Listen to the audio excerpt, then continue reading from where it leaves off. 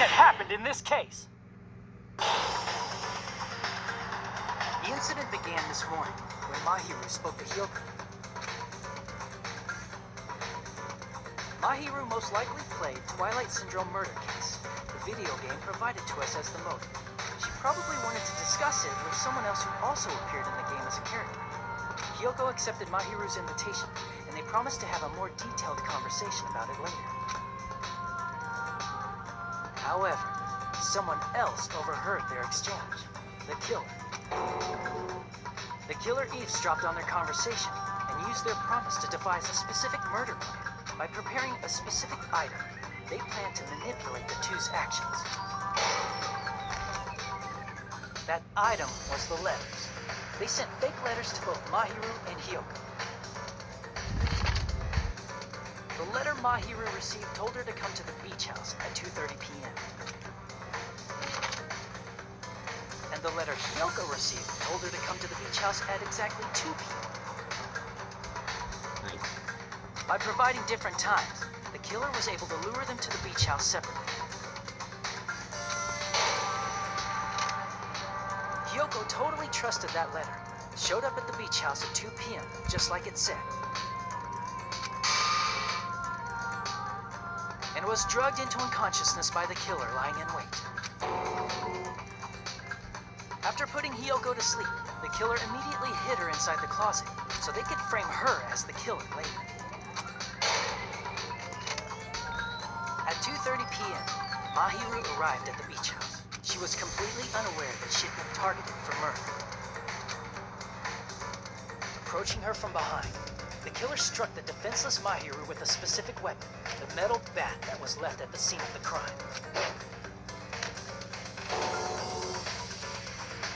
The bat was brought down onto the back of Mahiru's head, and with that, she took her last breath. According to Mikan's autopsy, Mahiru died instantly, so she probably never knew who killed her.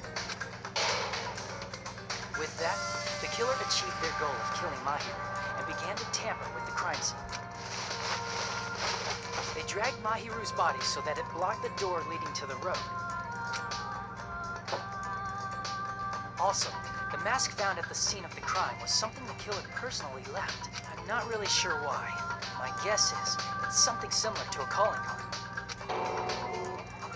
That's how the crime scene we discovered was created.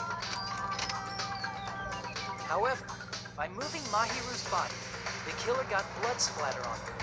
Plus, the shower room had no water because it was out of order, so they couldn't wash it off. But the killer expected something like that to happen. Instead of the shower, the killer used something else to wash the blood off their body. They used plastic water bottles that were inside the beach house refrigerator. We can assume they carried the bottles to the shower room before the sequence of events had happened. In place of shower, they washed the blood off their body with water bottles instead. However, they had no choice but to dispose of the empty bottles in the beach house's trash can. Littering is against the rules, and it would have taken too much time to throw them away somewhere else. After the killer washed off the blood, they hid in a specific spot inside the closet Hyoko was in. The killer hid inside the surfboard case that they had already emptied beforehand. After some time had passed, the sleeping drug used on Hyoko wore off and she woke up. I can imagine how badly Hyoko must have panicked when she came out of the closet. I mean, she made plans to see Mahiru, who lay dead right in front of her. From the shock and panic of being considered a murder suspect, Hyoko fled from the beach house. Because of that, she left footprints in the sand. Everything was a trap set by the killer to frame her. After Hyoko left, the killer finally came out of the surfboard case and placed a gummy that they brought with them to shift our suspicion toward Hyoko. Ironically, placing that gummy is what helped clear our suspicion toward Hyoko. Finally, the killer began preparing to escape from the beach house.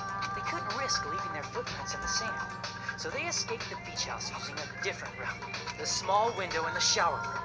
However, that window is rather high up and can't be reached easily, which is why the killer used the bamboo sword they always carried with them. The killer took the bamboo sword out of its bag, tied the bag to the sword's handle, and used the sword as a step stool to reach the small window while holding the sword bag in their hand. As long as they're able to reach the window, all they had to do was pull the bag to retrieve the sword. And so the killer left the beach house and appeared before us as if nothing had happened. But their wet hair and swimsuit didn't dry right away. There also weren't any towels at the beach house. So when the killer met up with us, they said they had been swimming for a while as... So how about it? This is the truth behind the incident you caused. Isn't that right, Peko Peko Yama?